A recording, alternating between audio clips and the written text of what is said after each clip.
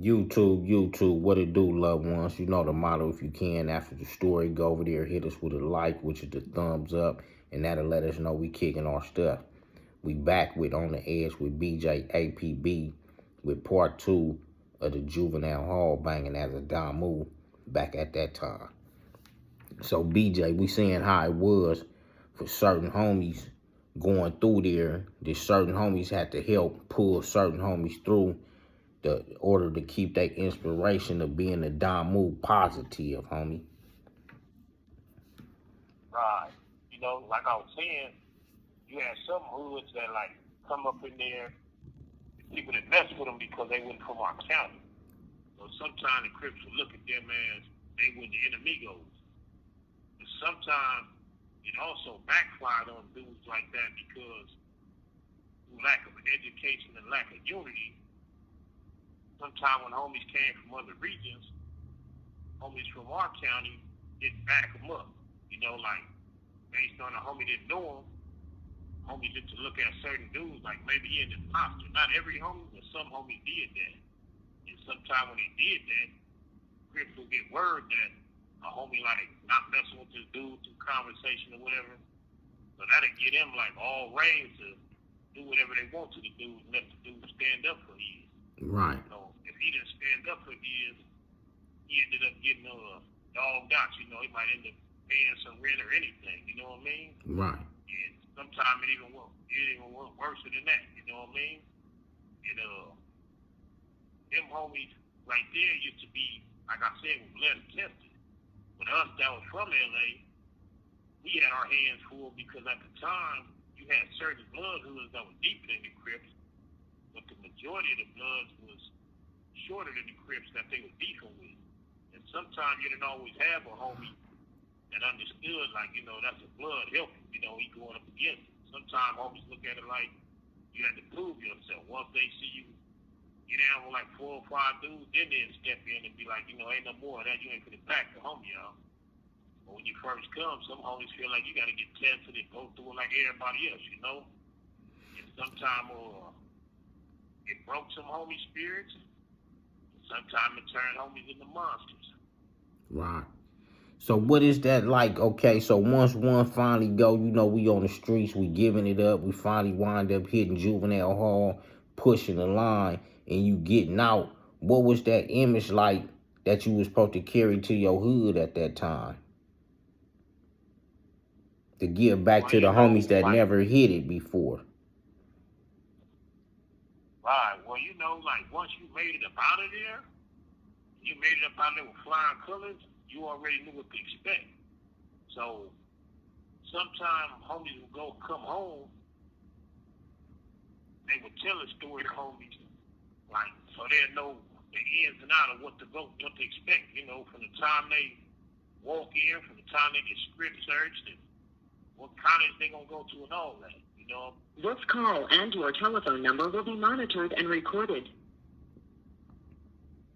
And sometimes they're like motivated homies not to want to go, but if they go, they knew what they had to do, And sometimes when homies don't know them stories or nothing, or don't know how bad it is, they be unprepared. And sometimes when things happen, they don't stand up to the challenge. Some dudes go in shock when there's more than one person getting at them. Some dudes can fight, but when they got like 10 dudes for the rustle, they kind of like freeze up. That's why you had a saying that everybody gotta get whooped at least once, because once you get whooped, you don't fear it no more. You don't fear getting whooped no more. But if you ain't never been whooped, you kind of scared to get hit in the face and all that. Right. So was you able to be an influence when you first went to the hall and then touch back down and hit the hood? Did you feel like you was a different type of style of homie? Well, actually, I felt I was a different style of homie, but at that time, I was the young homie. So right. Everybody in my age group, we had already been to the juvenile hall. Like everybody that was banging, we had already been. So right. It wasn't too many people that hadn't experienced it yet. You know what I mean? Right, so I wasn't able to tell the people that didn't go stories. I was just able to tell the homies that did go what I experienced. Right. So now just to bump it up real quick, so I know we got juvenile halls, then you got camps. What was camps like? Can you give us a few minutes of juvenile camp? And what's the difference between juvenile hall and the camp? Well, the difference between a juvenile hall and a camp is like it's an open set. Right. Can you come a little closer to the mic, OG? Yeah, can you hear me now? Yeah. Yeah, the camp setting was more like it's open. So, like everything is on display, everything that you do. And in the camp setting, it's like you got action at fighting people in the blind spots. You don't have like in Hawaii, you had action at fighting people in the blind spot, but 9 times out of 10, people didn't want to fight in the blind spot like in juvenile hall. In juvenile hall, most people wanted to get out on the spot. As soon as they seen who you was or heard your name, you'd be on the spot. Versus camp, cats will hit you up and ask you where you're from and all that. Then just wait till later on when it's available to get to you without having to go to the hole or nothing or catching another case. They could get to you one-on-one and y'all could get down to somebody quit or whatever. That was pretty much the difference. And was dudes at that time having sides on them that was cripping blood and shit at that time? Yeah, most Crips and Bloods at that time was really into bodybuilding. I don't know.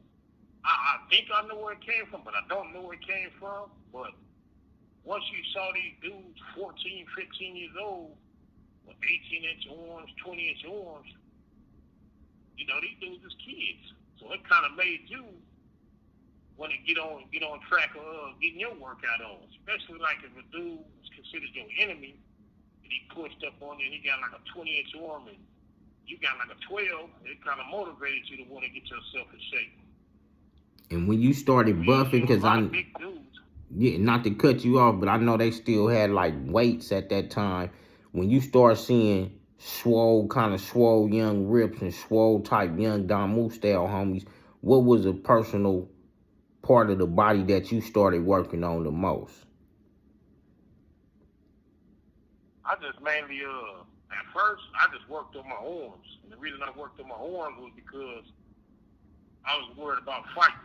Well, since I was worried about fighting all the time, I figured I had to build my strength up in my arms to be able to, deliver a nice punch.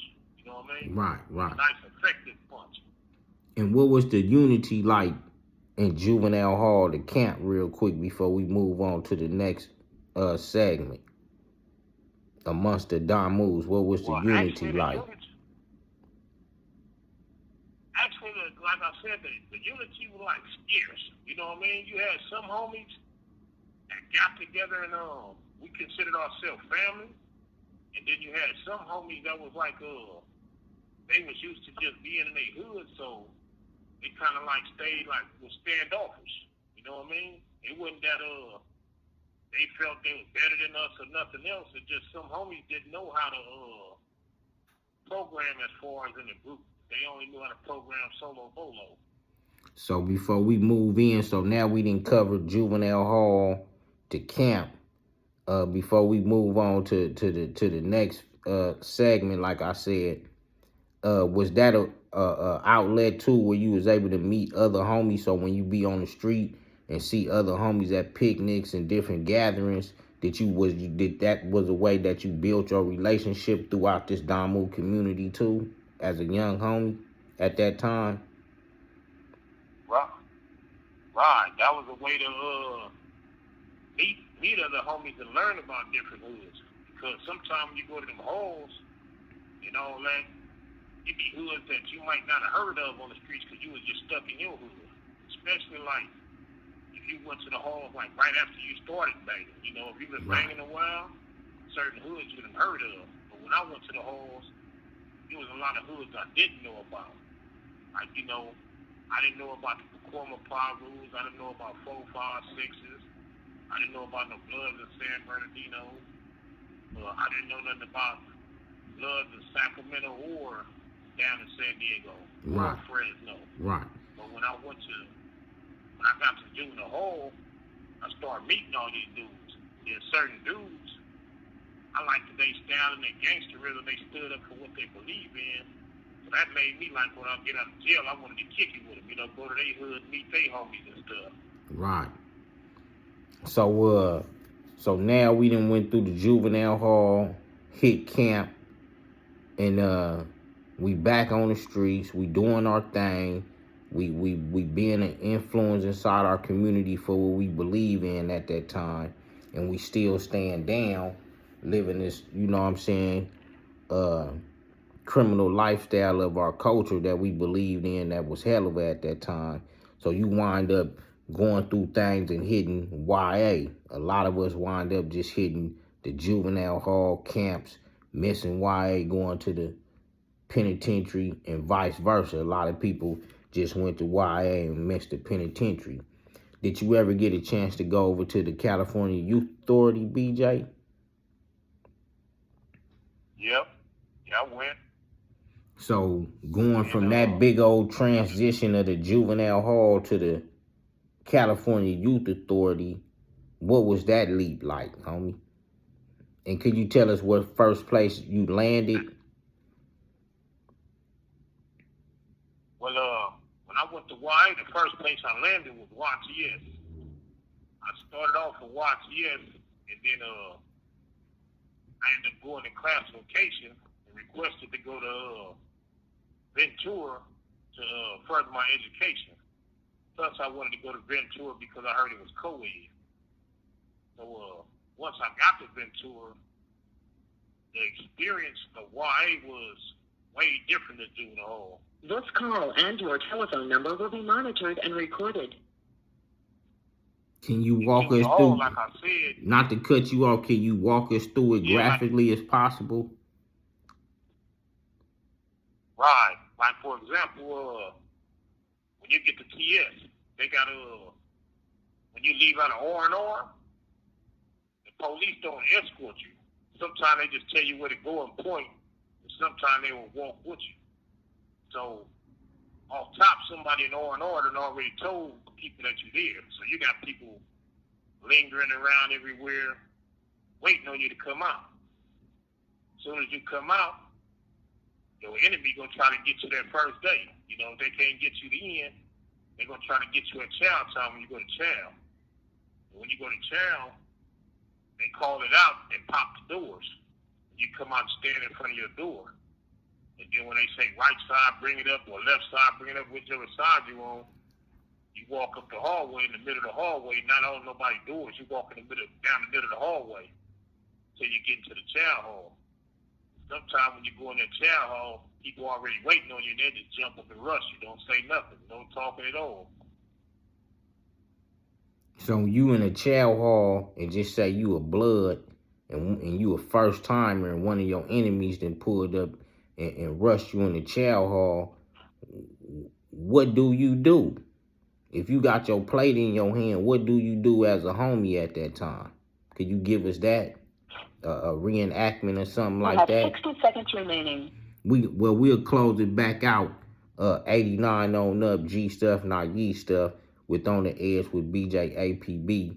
And we're going to come back with the part 3 of getting rushed inside of a chow hall reenactment inside of YA. What should one do? We out.